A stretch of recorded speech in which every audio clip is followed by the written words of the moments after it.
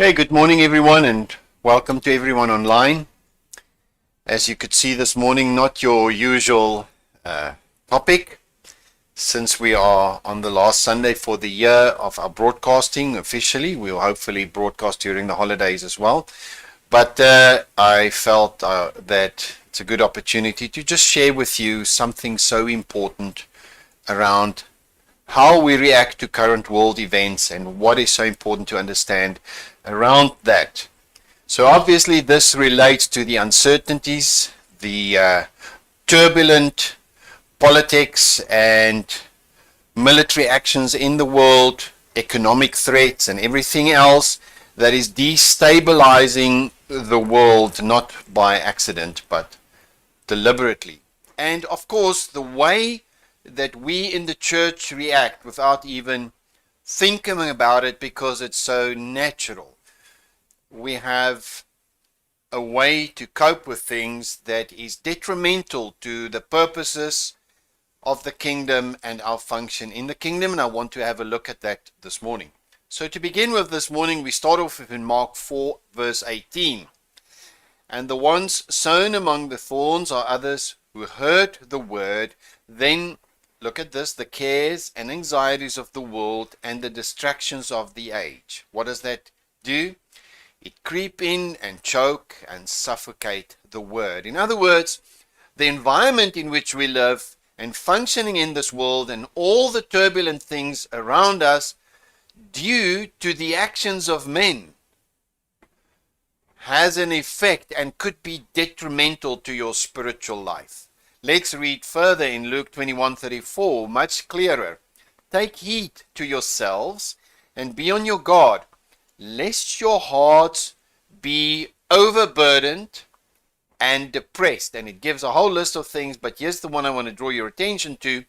Worldly worries and cares pertaining to the business of this life. And then it warns us, keep awake then and watch at all times.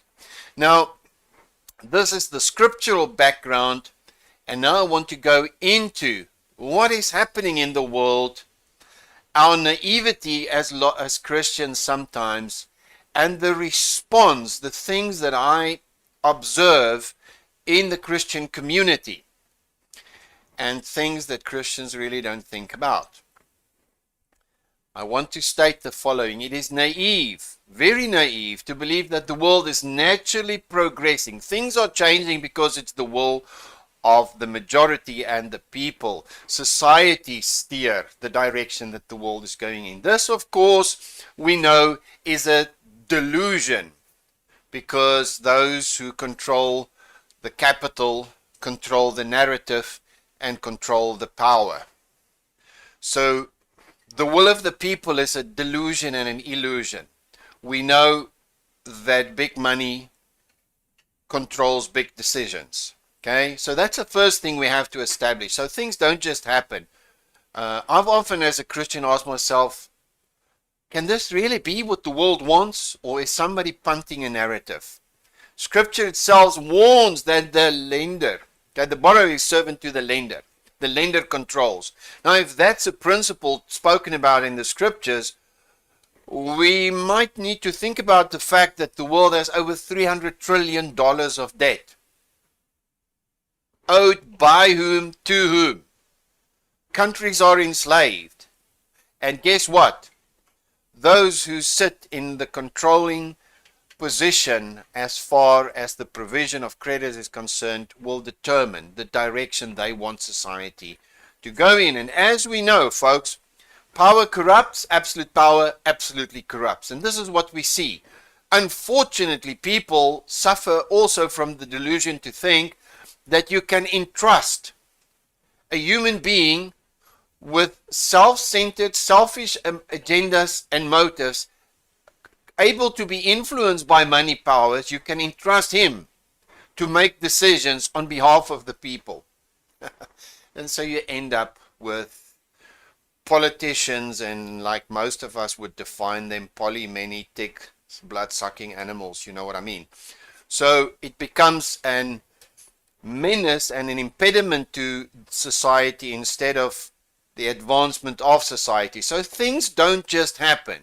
Wars don't just happen. People decide these things. Financial crises don't just happen because somebody did something wrong. They are deliberate. And the consequences on the masses of observers and participants, you know what they say? When two elephants fight, the grass suffers, right? And so we sit in an environment as believers where we are not necessarily in control, and people try and make sense of it by trying to look into the scriptures to position what they see and experience. But there is another danger when there are so many confusing and conflicting messages. It results in something in the believer that we are going to look at this morning. The point I'm trying to make now is that we live in a world under the sway and tendencies of the spirit of the age, the impulses and ambitions of men in power, right? The book of Ecclesiastes 8:9 says that power is rarely neutral. It's either to the detriment of the people or to the detriment of the one who leveraged that power. Further, what do we need to understand? You see, opinion, public opinion is influenced, it's programmed. People, without thinking, are influenced by the media, by entertainment, by the various platforms to start to think in a particular way. Their ideology, their worldview is literally engineered without them knowing, okay? And people think they have chosen something while they've been propagandized, if I can use that word. That's my own little insert there. So the majority does not shape the world.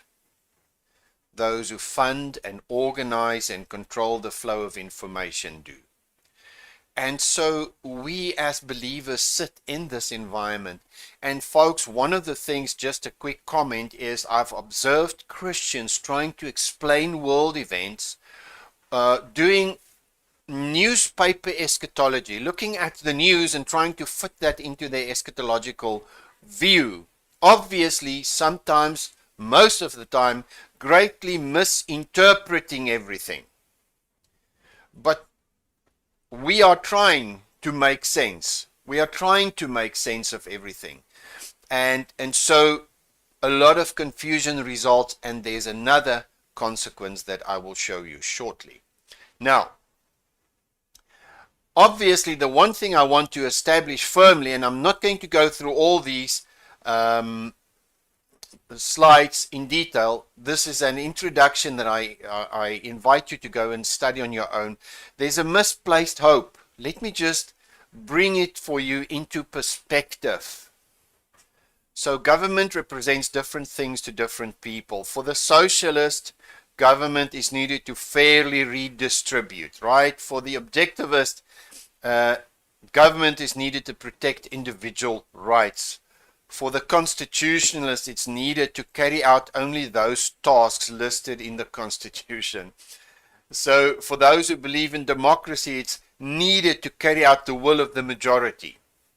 So can you see, people have different expectations. For Christians, it's needed to enforce God's laws. For liberalists, it's needed to destroy discrimination. And in reality, government has become a personification of a savior and liberator for each class of society. So people look at government, and that's where all the confusion starts. The Bible warns us, some look at princes and some look at chariots for their deliverance. And that's where we get in trouble, and that's why things go really, really haywire, and we need to look at it. So folks, what I'm trying to do now is to first establish that the cares of the world, the concerns of what's happening could really have an impact on your Christianity. We see things happen in the world, not by accident, not by the will of the majority, but it's deliberately orchestrated. People try and make sense of that by reading into the world events something that they can understand, relate to, control, and predict, because people need stability and safety. But then, unfortunately, so many confusing, deliberate things happen as orchestrated at the same time. And it leaves Christians confused. But still, the other point parallel to this is that the very entity that people believe would be the instrument by which stability and their salvation in that sense would come is the very entity that is driving an agenda, right? So what you need to see is the following. Now, to bring it into perspective, you and I have been exposed over the past few years to globalist organizations, unelected people who has an agenda, 2030, 2050, those type of things, who has an agenda because they have a vision to establish a golden age without God, a millennial kingdom without the king, a human version of peace on earth. And let's look at it quickly. It's called the singularity. Now, if you have never heard that word, maybe you should get acquainted with it. Quite important. Okay? Our friend Yuval Harari loves to talk about it. Okay, those pushing towards global singularity, what does it mean? Envision a future, right, which merges humans with technology. This integrated world to solve the human predicament of suffering, disease, war, inequality, and so forth. Okay? So this is self-saving. It's a humanist effort. But guess what? It's going to go right back to that old tree in the garden. People eating from the wrong tree, believing that with the correct knowledge, we're going to solve the problem, not going to the tree of life. So what do they believe? It's called technocracy. With the integration of technology, okay, they're going to solve wars, disease, aging, problems with labor, conflict, and even get the world delivered from sin. Okay, and so we need to understand that there is an ambition driven by men to bring about a utopia without God. Folks, as Christians, we need to wake up to this. And so everything that is of an order that you and I are familiar with, where there is a observable reality, where there is absolute truth, has to be shaken to introduce a new truth. And so how do you create that vacuum, and how do you create doubt in reality? How do you create doubt in absolute truth? But by causing chaos and confusion through various means, then to introduce a new reality, a new human religion, centrally controlled, globally believed. I think, folks, we need to think about these things. There is such a punting of no God, extraterrestrial life, aliens, this, that, the other thing. Do you think it's by coincidence? Because what would it do to the faith of believers? If this is real, then this can't be true, is the logical conclusion, and Christians get confused. I see Christians in my day-to-day walk who are already in the state that I'm going to explain to you today.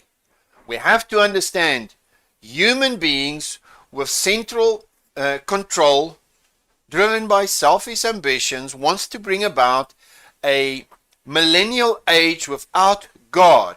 And they believe they're going to achieve that by the integration of technology with human beings, obviously controlling the quantity of them anyway. And so they are going to achieve their ambition. And in the process, they have to destroy everything of truth and reality as men used to know it. To achieve that, they have to create a chaos and then bring about their own order. There has to be a vacuum, and that vacuum is the one of doubt and confusion, so that through a very intelligent process they could insert an alternative truth. Now, let's go further.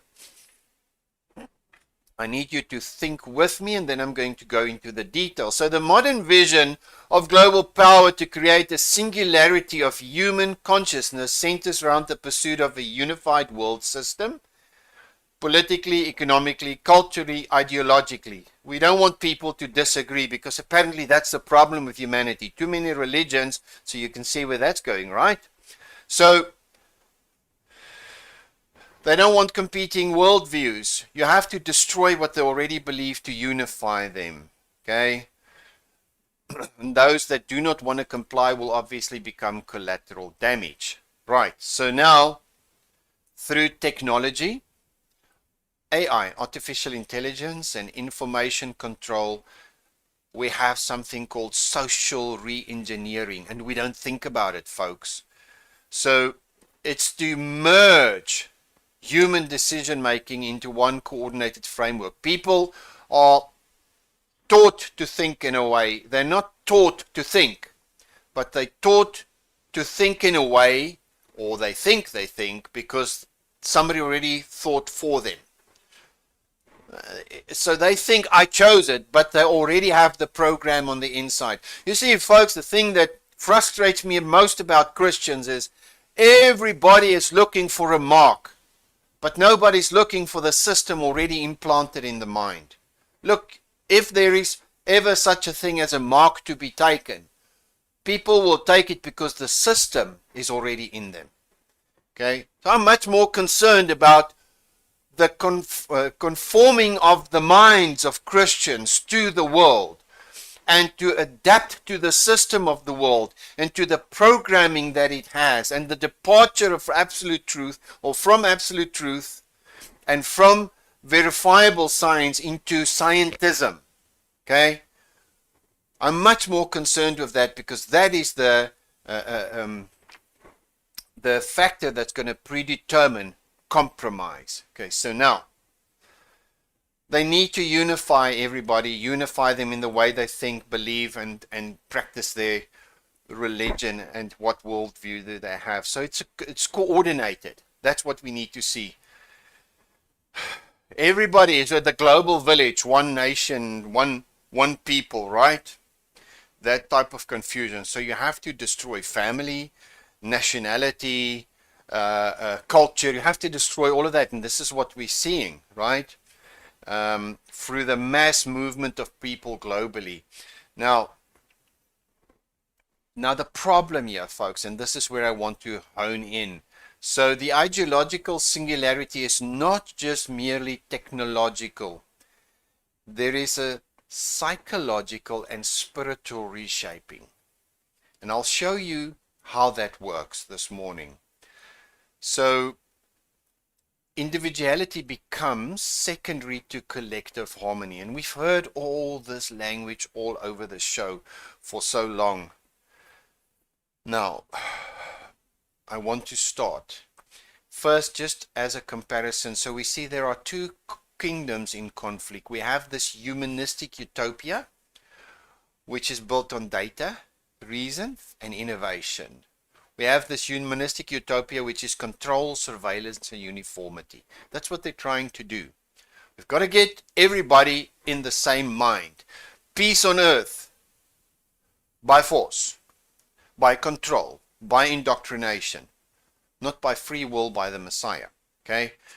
The prosperity through a system of dependence. So you will own nothing and be happy, because a centralized system will decide who gets what, and if they behave, and if they comply to a way of thinking. So you've got AI planning. This is typical of technocracy. Typical. Well, politicians couldn't run the world, so now scientists will. And so we have the shift of focus from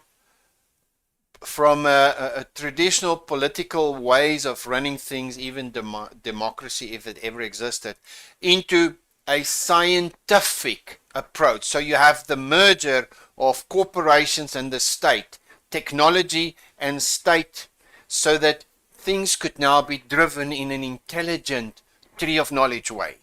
You've got to see that, folks. That's where everything's going.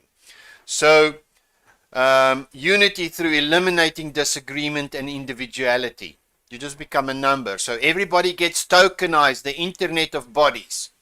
Wakey wakey, digital ID and so forth. Okay?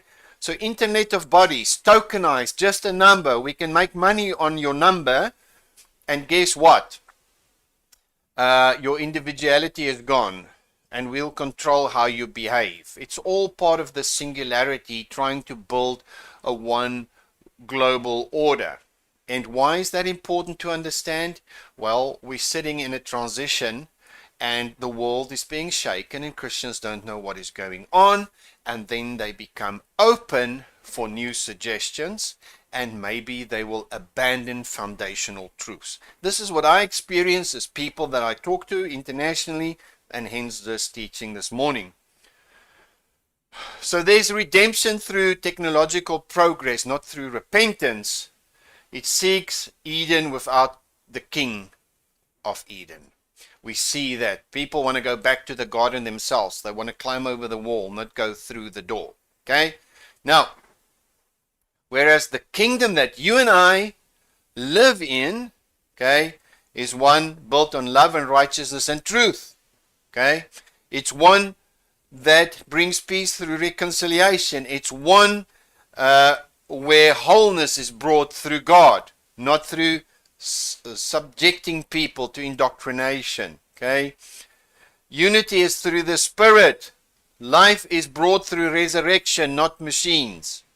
Okay? Salvation is through atonement, not through the intellect. And so we see two definitely conflicting kingdoms. And we see those with this singularity agenda driving it because they have the money and they run the media. They run the digital platforms. They run the artificial intelligence. They target the individual on his searches and they start to feed him without him even understanding what's happening.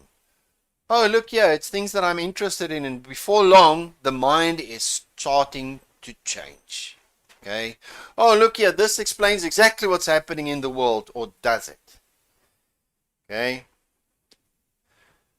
So what you need to understand, there's this agenda, it's real. If you don't believe me, just go up onto the site of the World Economic Forum or the United Nations and see what they're planning. It's not difficult, it's not hidden. They don't even hide it. Okay? So what do they want to do? Want to replace divine authority with human authority, replace identity in God with identity in humanity, replace spiritual transformation with technological transformation, and replace hope in Christ's return with hope in the ascension of humanity. Apparently man is a hackable and programmable machine, and you just need to program in right, and you can exit as humans 2.0. Okay? An upgrade. Or is it a downgrade? Okay? Their gospel is progress, their hope is innovation, and their God is human potential. Man, listen, I've heard this hiss in the garden way back. Same question. Which tree are you going to eat? Same principle. Okay? And so we see the ambitions of men culminate in the age that we live in, but it leaves Christians with a big issue to understand. All of this, with their ambition and their utopia, is being brought about by the very same people who causes certain things in the world to happen that confuses Christians. Okay? And it's deliberately confusing. Okay? Remember this, folks. Okay? I need to read this to you. It is not merely a different arrangement of human beings that people seek, but the involvement of some superhuman entity. I mean, they want to have peace on earth, right?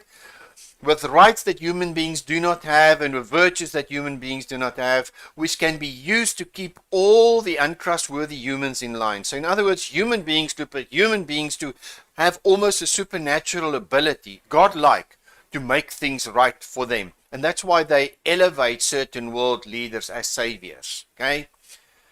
In other words, the masses truly believe that the only thing that can keep them safe from the flaws of human nature is taking some of those flawed humans, some of the most flawed in fact, viable, and appoint them as gods with the right to dominate all of mankind in the absurd hope.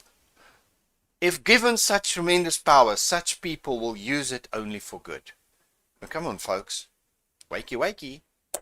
I think we need to just have this as a perspective. Now, we know that this is going to disappoint because they will not act in the interest of the people.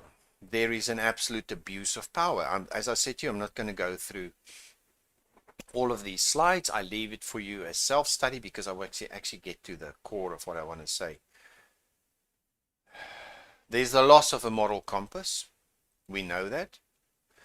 And governments now act with the consent of the people to kill, murder, destroy, and make war, something that you, without a uniform and without it being government, could never do. It's called criminal. But once, apparently, if you pass a law and you wear a uniform, you can do the same violent thing, but it's now legal. Anyway, that's the perversion of the minds of men. And so all of this means loss of moral compass, because those that now on the government side are elevated above the law. They can do things that normal citizens couldn't do. And so people suffer the consequence of their irrationality when it comes to world leaders. So now what do we see? We see a deliberate action to bring about this new order through chaos. And what do I want to show you there? Well, let me show you what happens. This is the environment, and I'm going to show you the result, which is the most important thing to understand this morning. So there's a false narrative that undermines confidence in truth. So already, think about that. Which is true? Constant narratives. No, it's this. No, it's that. And in the end of the day, you just get so tired, you just withdraw, right? So let them fight it out. So when truth is uncertain, the brain enters into survival mode. Did you know that? And this is where we're going to go. The Psyop. What is the internal consequences on every single Christian when these forces start to work in on them? So the false narrative, you lose confidence in truth. You can't trust anything anymore. I've heard so many Christians say that. Okay, and they withdraw. Okay. Guess what? People seek safety, not accuracy anymore. Okay, we don't know what's going to happen. Confusion, right? Fake news creates mental overload and exhaustion. Okay? There's a constant flood. You get cognitive fatigue, which is very important. The mind cannot verify everything, so it selects to shut down. Important. Confusion, I withdraw. Constant flood of these fake news things, what happens? Cognitive fatigue. I don't want to be part of it anymore. The mind cannot verify it, so it shuts down analysis. People stop thinking. Folks, I cannot tell you how important these principles are. Next one. This constant wars and rumors of wars. Chronic fear does something to people. What is the ultimate crisis narrative? Threatening survival of self. And here's how it works. It's called diaprax, praxis and dialectics. Dean Gotcher, who really specialized in this, actually framed that term, and it's important for you and I. Maybe I can suggest you go read his content. Okay, so there's chronic fear. What happens if there's chronic fear? You move from reasoning and rationality to survival. Okay, you don't think anymore. All you need to do now is to survive. Now, folks, all three of these things I've mentioned thus far is the impact on the psychological state of men, the minds of men. And if you look at it, it's withdrawal, it's a ceasing to reason, and a focus on survival. Now it's fight or flight. Okay? There's a stress response. Okay? We stop evaluating things logically and revert to survival thinking. Now, people are frightened, and the only thing is, I've got to look at me, myself, and I. Protection and survival. Further, economic uncertainty breaks independence and decision making. Guess what happens? Mental bandwidth is consumed by survival again. This reduces capacity to critical thinking, spiritual reflection, or resistance. You don't know what's going to happen. I'm going to survive. How am I going to look after my family? Can you see what happens from being open, rational, reasonable, measuring everything? You become irrational. You become impulsive. You become driven by fear. You become confused. You stop thinking. And the only thing that remains is, I've got to protect myself and my loved ones. We've got to survive. Do you understand what impact that has on the work of the kingdom and the mission of the kingdom? So effectively, those who manipulate the world through certain events and decisions are controlling, without the people even understanding it, the way that people respond, even in the church. Because you can tell me whatever you want. I deal with Christians internationally almost every day. I see the same symptoms everywhere. It's starting to have an impact, folks. Okay? Now, what happens is, okay, well, we don't know what's going to happen. The state is telling us what's happening, and here's what is the net result. See, dependency breeds compliance. Well, I don't know what's going to happen, but I guess they're in control. Yeah, you're pretty right. They're in control, and they'll tell you where it's going to go. So now it's compliance. You see, security becomes more important than truth. Security becomes more important than truth. And this is what's happening. You see, the only thing in the world that's necessary for evil to triumph is for good men to do nothing, because they are threatened. They are flung around by or tossed around by the waves of inconsistencies, wars, rumors of wars, economic fears, etc., etc. And all they think is, I've got to stay afloat. I've got loved ones. I've got a family to care for. So I stop thinking. I stop measuring the reality and truth. I stop seeing the danger of how what comes through the media, what comes through the news is impacting my very loved ones that I'm trying to protect. I'm more concerned about the system than an actual mark, because it's working in the hearts of even believers. Now, there's political corruption, and what does that do? Well, it destroys trust and induces helplessness. No matter what we vote, it doesn't help. No matter who we stand for, it doesn't help. It's deliberate, folks. Like where we stay, we say, wake up and smell the coffee. Okay? So this repeated corruption, whether party A or party B, leads to one conclusion for the people: nothing can change. Do you understand what hopelessness that leaves people in? Nothing changes. Hopelessness leads to apathy, disengagement, and withdrawal. Folks, do you see what I'm seeing? All of this, these instruments deployed against the world to force them to go into a direction, causing chaos, has an effect on the grass when the elephants move. And the net effect is, I gotta survive. I can't figure out what is true. I can't trust anyone. I don't know what is true anymore. So what do? I withdraw, I stop thinking, and I go into survival mode. And this is what I see in Christians, and I'm going to elaborate on it. And this state, folks, is called dissociation. And I don't think we understand how important it is to understand just this concept. I meet so many Christians who are under so much pressure just to survive. They are the living dead. Literally. All they do is go through the motions. They stop feeling, they stop thinking. All they know is, I've got to do what I don't want to do every day just to get through this. I don't understand anymore. Their world has shrunken down only to the impulse of fighting or running away. So this state is called dissociation. So dissociation is a mental process of disconnection between thoughts, Identity, consciousness, and perception. There's a total disconnect, okay? Clinically, what is this? Dissociation is understood as an involuntary defense mechanism.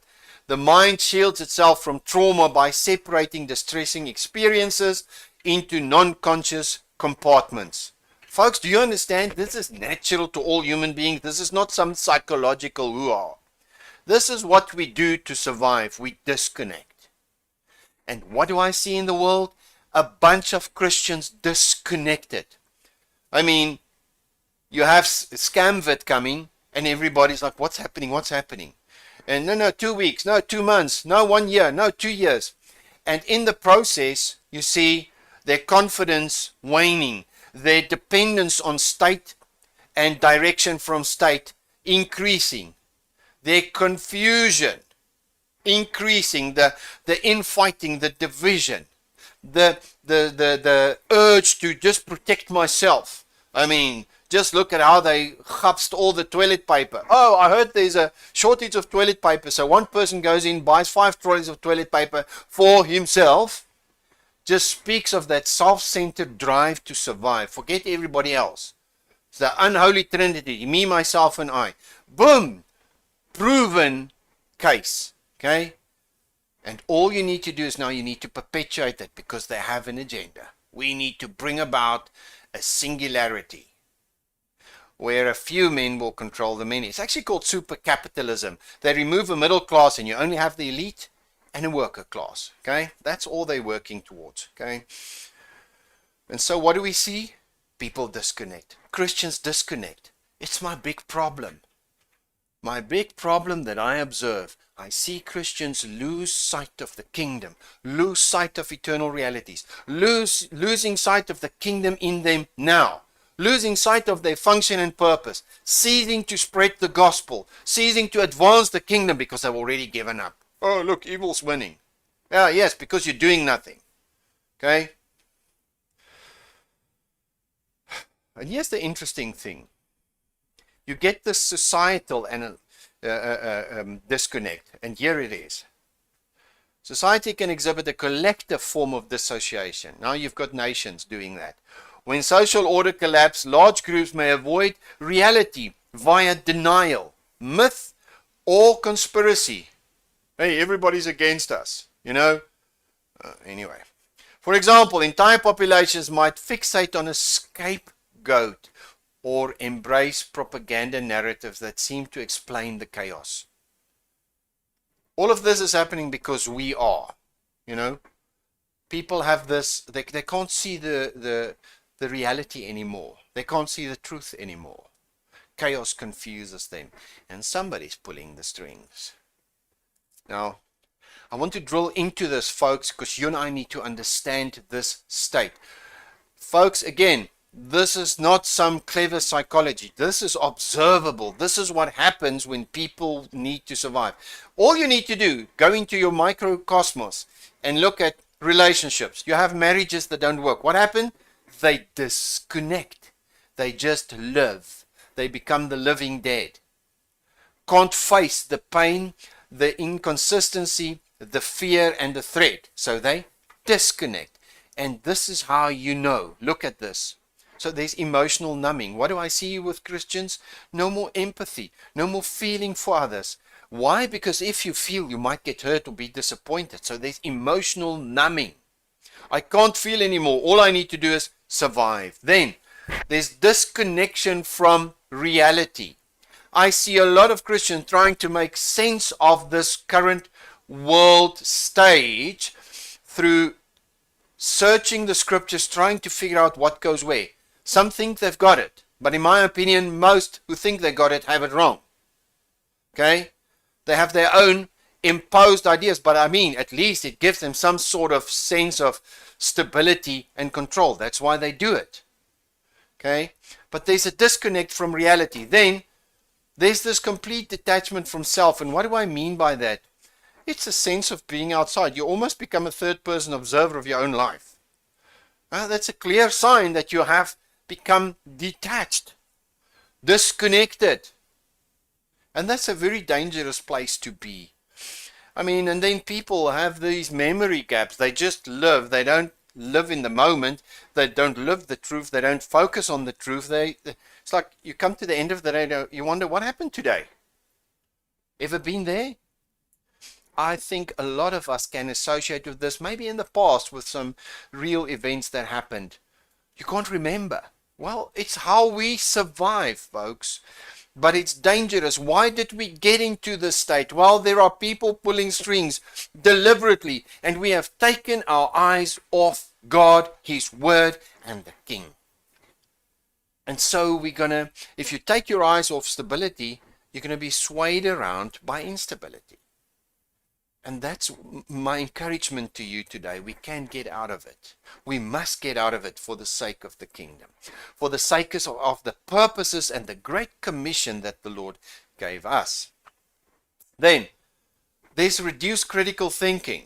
As I've tried to explain now, all of these factors working in has a clear result. People stop thinking. People stop sticking to the truth. You start to doubt the truth. That's the problem. And unfortunately, even in Christianity, there are so many conflicting voices that even the sheeple give up. I don't know. I used to like this guy. I used to talk the truth, but I don't know. This guy says that, and that one says that. We've taken our eyes off Christ. Okay? No more critical thinking. There is escape-seeking behavior. Now, as far as Christians are concerned, I've observed this. So many have given up on the world. It's so confusing. It's so perverted to them. It's so corrupt that they want to cling to getting out of here. Don't worry. The rapture is imminent. It can happen any moment. Now, I'm not ridiculing people who believe like that, but there's an effect on that because of that mindset. They have already disconnected. They have already stopped thinking. They have already stopped being fruitful in the kingdom. They have already rolled up their aprons and blown out the lamp. That's what I see. Okay? Very dangerous. Because they want to get out of here. Now, I'm not blaming people who think like that. I'm just saying there's a reason why they think like that.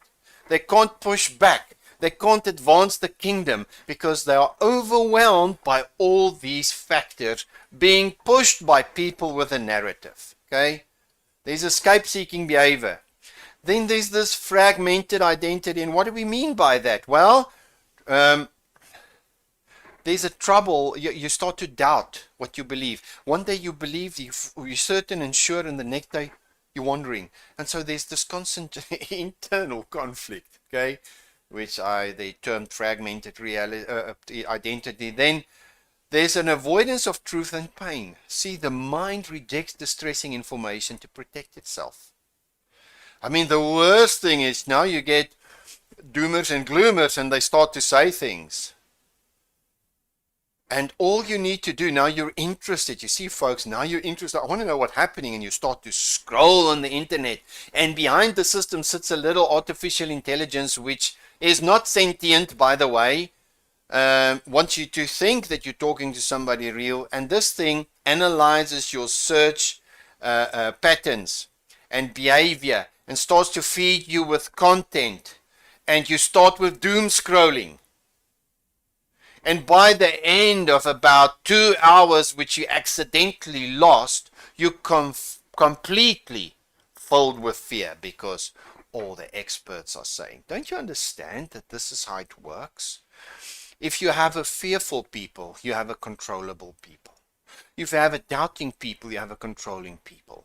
If you have a people detached from truth, you have a controlling people. And if you have a people detached from family, from love, from emotions of care and relationship, you have an ineffective church. Okay? Now, there's this automatic functioning because you're disconnected. You just go through the motions. It's like driving a car. You don't think about it anymore. You just go through it. I just got to survive. Hope something better happens one day. You see, there are 3 types of people in the world, folks. Those who make things happen, those who watch things happening, and those who come afterwards and wonder what happened. Okay? And God willing, we must move from the last 2 to the first, where we make things happen for the kingdom. But being human and being subject to the influences around us, not necessarily understanding what is happening, these things have an effect over us without us even thinking. Okay? Now, obviously, the last one is to me very important. Social withdrawal and passive compliance. Where there's no truth, there's no spunk to fight. Where there's no truth, where there's confusion, where there's fear, there's compliance. Okay? Okay, you know best. No, the scientist knows best. Don't you know the world has moved from science to scientism, the one being provable, repeatable, and the other one being a belief system? Doctor knows best. Not that I'm ridiculing doctors, not in the least. I mean, doctor. You know, if he's got a shiny forehead and a paper against the wall, he's the new priest of the age of knowledge. And people just believe it. You know, doctors say, and then everybody must bow. Oh. It's called scientism, and it's a lie. Okay? Further, all these world events now causes this dissociation. It destabilizes cultural and moral foundations. I mean, look at this. We've got the influx of people. We've got global movement of people. We've got the destruction of societies. You've got chaos in societies. You've got conflict of nation against nation. Okay? You've got the destruction of traditional values. You've got the imposing of the minorities' fringe ideas onto the majority under the name of democracy. Okay? You've got the destruction of family structure through what? That sewage pipe, they call it TV, that has an agenda and a social construct. It's social re-engineering. You see, things become acceptable and normal. There's no more fight against it.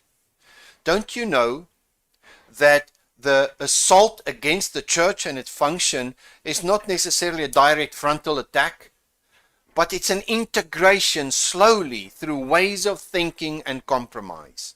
Okay? So there's a replacement of objective truth to subjective truth. And this is what we see. So the collapse of trust. There is the leverage of crisis to justify radical change. I mean, look at it. You scam up a crisis globally, and now you force radical change. And while everybody's sitting at home, you are conniving and concocting your control systems. You're bringing about change and chopsing everyone's money. Okay? And the people are so well believing it's because they have placed their trust in men and withdrew it from God. Okay? So we have this fragmented society through division and polarization. Extremes. It works wonders, don't you know? They're going to bring in an order out of the chaos that they've created. You have to polarize people all the time. Divide and conquer is the name of the game. Now, so reality is now redefined through consensus instead of the revelation of the truth through the word. You see, folks, what happens in this whole situation, and this is I plead to the Lord that you will hear me. There is pressure, there's constant turbulence and change, many fluctuations, many conflicting truths, results in withdrawal, results in survival, results in ceasing to rationally think and measure according to truth and fact. And guess what? It creates a vacuum. In other words, you as Christians sit there and you ask the question, well, what is truth? I've heard so many Christians ask that question. What is true? We don't know what's true anymore. Have you asked that question? Well, you see, it's a vacuum that's deliberately created. For what reason? Don't you know that what is currently emerging is an artificial religion being inserted, well humanistic and well adapted to darkness? And it becomes the new truth. It becomes the priest of the new age. As a matter of fact, it becomes the God of the new age.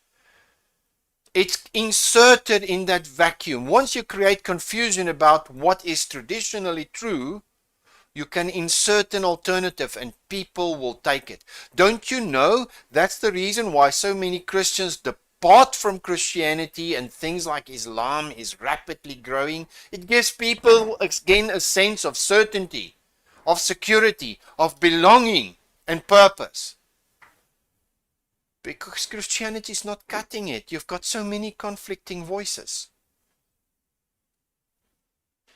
And so in the end, here is what happens, folk. Privacy is removed and there's increased digital dependency.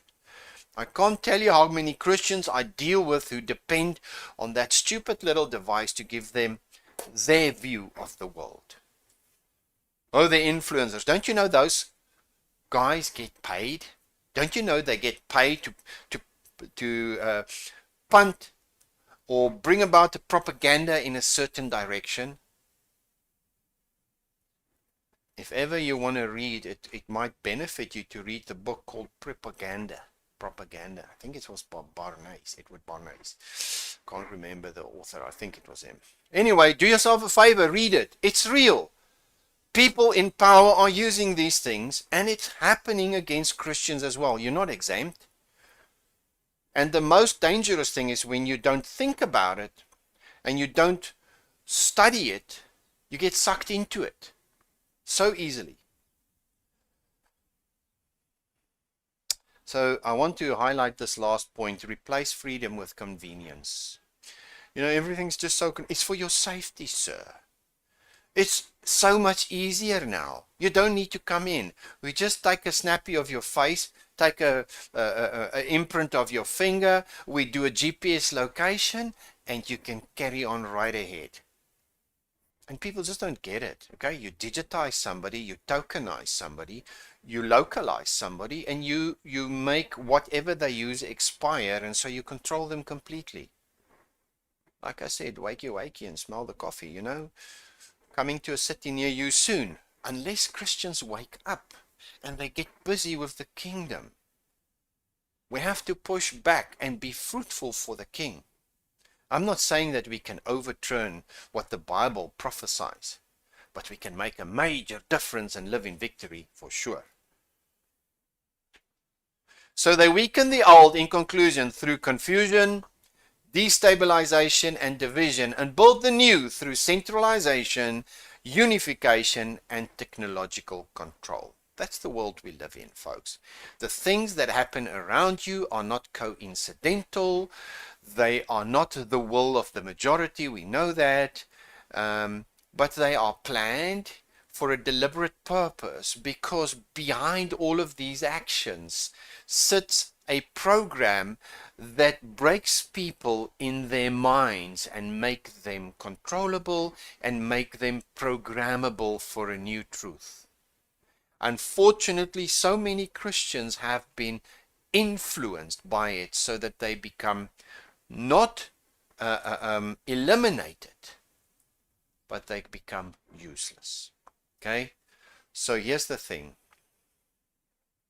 I want to show you what happens with the state of dissociation. So during a state of dissociation, the mind is unanchored, passive, and highly impressionable. You've got to see that, folks. Highly impressionable. So external voices replaces internal conviction. Very important. External voices, because you don't think anymore. You're just so tired. You're just so confused. Somebody else. Oh, here's somebody that speak with gusto and with confidence. They must be right. That's always been our downfall. Okay? You can get fools speaking with gusto, which I've seen too many times, even in the church. So now we've got this artificial driven systems that influence, because you're tracked. Yeah, they know exactly what you're searching, what you're thinking. You record it on your phone. You've got AI recording things and building a profile. So guess what? You get fed what you want to hear. But always there is doom scrolling going to be involved. So here's what you need to understand that is lethal as a Christian. So this disassociation weakens internal truth anchors. We don't stick to the truth. We don't go back to the truth. How many Christians do you know that are daily in the Word, memorizing the Word? No wonder Jesus said, if you are truly my disciples, what will you do? You will remain in the Word, and you will know the truth, and the truth will set you free.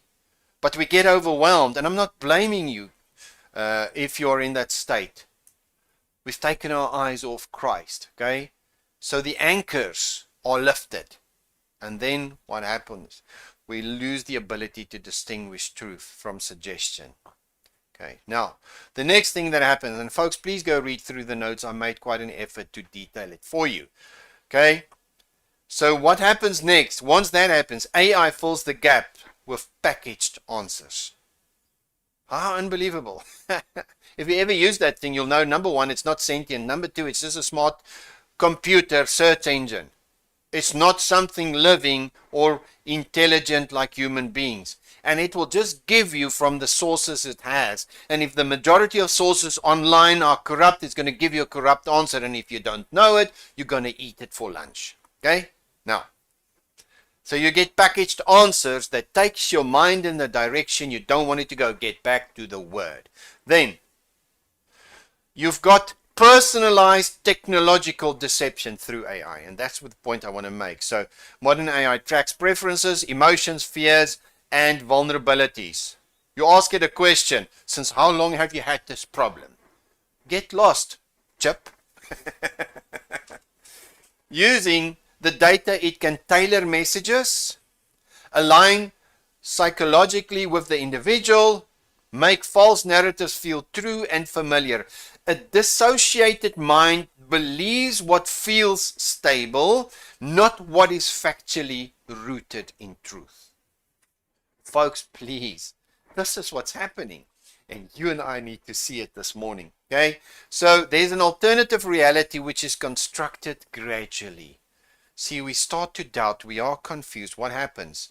We've got curated news feeds, filtered search results, virtual reality environments, persuasive storytelling, and emotionally charged narratives. This is what is happening. And Christians love being exposed to these things because they want to figure out what's happening in the world. And they trust the world to tell you what's happening in the world. That's laughable. No wonder they're confused. No wonder there's a disassociation. No wonder there's a passivity, an escapist desire, and no more advancing of the kingdom. Folks, the bone I have to pick is we have fallen for a lie and stopped being Christian. Stop advancing the kingdom. Stop proclaiming the kingdom now and the kingdom to come. Because that's the ultimate story. Now, we have as a consequence, because of this dissociation, biblical truth replaced with collective ideology. How many people are now influenced by society? We don't influence society anymore. Society influences us. Okay? Truth becomes fluid and crowd approved, not revealed by God. And then the last one I'm going to touch on is, so the mind adapts to the new narrative as reality. It's a slow cooking process. You have to see it. These things don't just happen instantaneously. Slowly, slowly, things change. And if you don't watch it and daily note it, you won't understand how it impacts the way you think.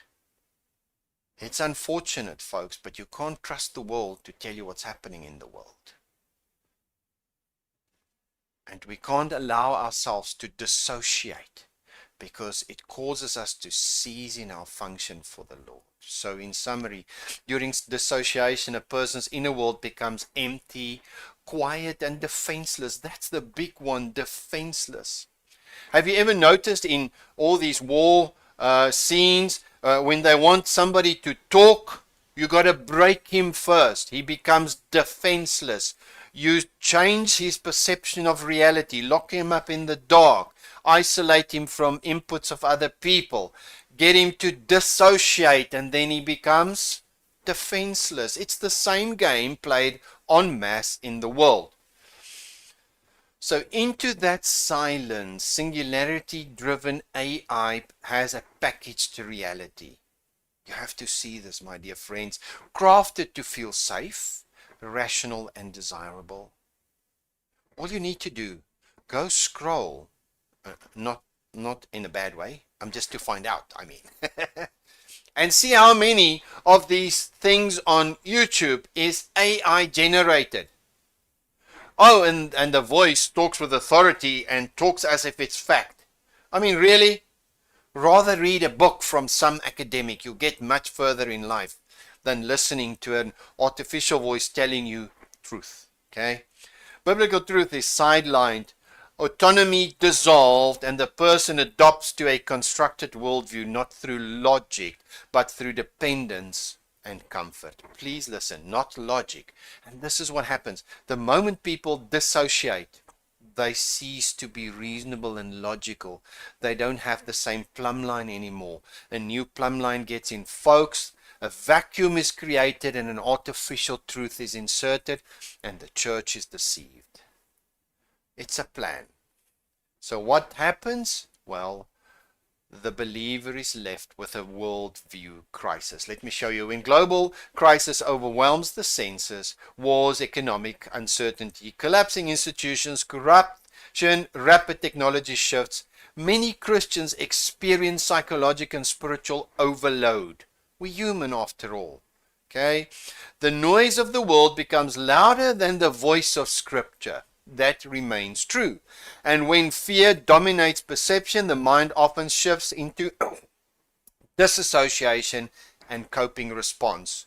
Oh, the world's too complicated for me. Where's my Disney Channel? Or where's my Netflix? Oh, what game are we going to play? Don't you see that during COVID, these corruptors of the minds of men made the most money because people needed to escape from reality? Okay? And they think they're big businessmen. They're just perverse. Anyway, I had to say that. Sorry. The believer loses connection with the eternal realities of the kingdom. Instead of operating from faith, authority, and mission, the believer slips into emotional survival mode. I see this with many Christians. And folks, I know that this is not the most biblical message you've ever heard. It's just an observation that is so important for you and I to look at, to understand, and benefit from, so we don't get sucked in. Remember, I showed you at the initial text that the cares of this world can have a radical impact on you spiritually. And what I'm showing you today is just, in part, it's not even in detail, the mechanism by which the people in this world, the powers of this world, those who sit in high positions, does that to bring about their own agenda. You can't trust human beings to bring peace on earth. Okay? So the crisis overwhelms attention, drawing out spiritual perspective. Further, overload leads to dissociation, emotional numbing, and then what happens? Biblical discernment is corrupt. The kingdom mandate fades behind self-preservation. Withdrawal becomes a spiritual posture, and then kingdom realities require spiritual focus. Dissociation dissolves focus, and guess what? New worldview. And so what do? I'm almost finished. When world events induce dissociation in believers, biblical vision is blurred, spiritual discernment is dulled, and kingdom priorities fade beneath survival instinct. I have to say that, guys. The believers once moved with purpose, now retreats into passivity. In this state, the Christian is still saved but sidelined. And here's the thing, still part of the kingdom, but no more advancing the kingdom. The greatest danger is not that they stop believing, but they stop functioning. That is my whole issue, folks. My whole issue. And this is not to judge, criticize, or condemn anybody listening, but to warn you. You've been hoodwinked. We've taken our eyes off Christ. And guess what? Guilty as charged, Your Honor. I maybe speak so well on it because I've learned it so well in my own life. Okay? And so what should you do? I guess that's the biggest question, right? Fix your mind on the scriptures daily. You've got to get back to the truth. Get back to truth and reality, because God is ultimate reality. He brings the right perspective. Okay, back to the word, folks. A verse a day keeps confusion away. Okay, you've got to get back to your prayer habit, because those who pray are touched by the truth and the spirit of truth, and fear and anxiety is expelled. There's confidence in the closeness that the Lord's Spirit brings. Next thing, guard your heart. If you get sick by watching, stop watching.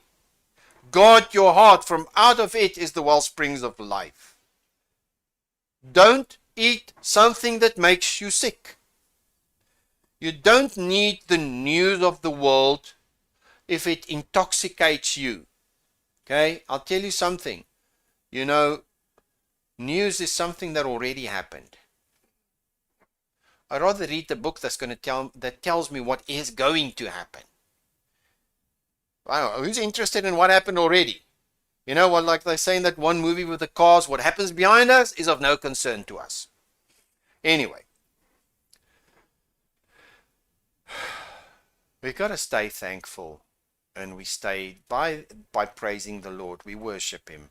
We stay thankful. That keeps our focus on God and what He's doing for us daily, because that will sort of sort out your worry about what's going to happen. You see, if you have a track record of the faithfulness of God daily in your life, you're not going to worry about tomorrow, because He won't desert you. Remain in fellowship. The game is divide and conquer. We're a body. Those that function outside of the church are called free radicals. Okay? There's something wrong. Okay? Now, if you can't find a fellowship, create one. Bring men into the kingdom and share the word. Okay, but be careful to remain in fellowship. If you can't bring somebody to the kingdom and you're isolated, then get in an online group of Christians and participate. Don't isolate yourself. Practice walking in the Spirit. You see, through prayer and reading of the Word. I also now let the Lord in my prayer closet deal with me, and the presence of the Spirit changes everything. I've got to have my eyes then, number next, on the right principles. I focus on the kingdom. The kingdom is here, the good news of the gospel, and the kingdom to come. So I've got to get my mind on the truth. Nobody's going to do it for you, guys. Christians pray the prayer, oh Lord, renew my mind. No, God's not going to do for you what He expects of you. So we got to get into the truth about kingdom realities. Then, obviously, as I walk in the Spirit, I walk consciously as a citizen of another kingdom. That implies a lot. If ever, guys, I can recommend something that you can read. There's an excellent Bible teacher by the name of Steve Gregg who wrote an excellent book on the kingdom. I guess one of the most authoritative books on the kingdom of God that you can buy. Please get it. Steve Gregg's book on the kingdom. Okay, now, occupy yourself with kingdom work. And then proclaim the gospel. Be busy. So I occupy myself and I work the work that the Lord gave me to do. The next thing is talk more about Christ than you talk about crisis. I've sat in Christian conversation where people are overwhelmed and preoccupied. Oh, have you heard this? Oh, have you heard that? Really? I mean, you're talking out of fear.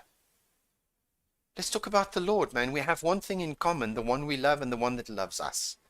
And then lastly, build disciplines that strengthen the inner man. Prayer, fasting, fellowship, communion.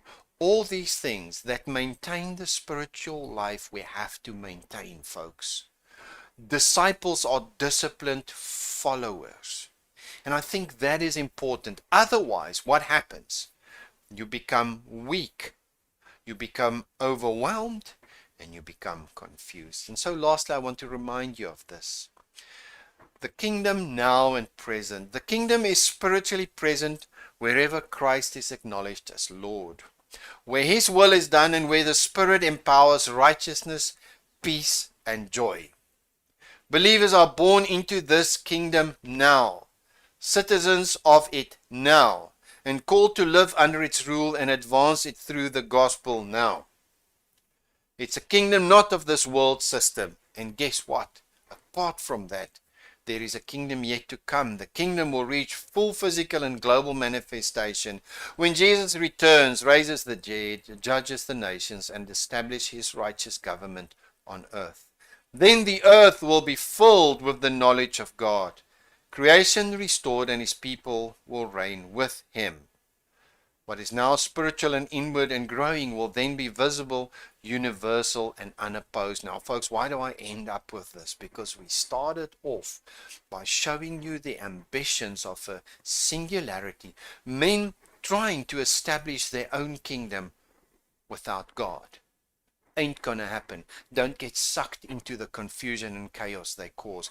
Get your eyes on the real kingdom. Stick with the real kingdom. Remain in the truth. Remain in the function and the privilege that you have as a citizen of heaven. And don't be overwhelmed. Know for certain the Lord reigns. Know for certain, Psalm 2, the Lord in the heavens laughs. I pray that the Lord will encourage you with this, and I pray that you can learn from it. Maybe you don't have to learn, you know it already, and you can share it with others. But the big thing is, let the kingdom come in us and through us, and let it not cease. In Jesus' name, amen.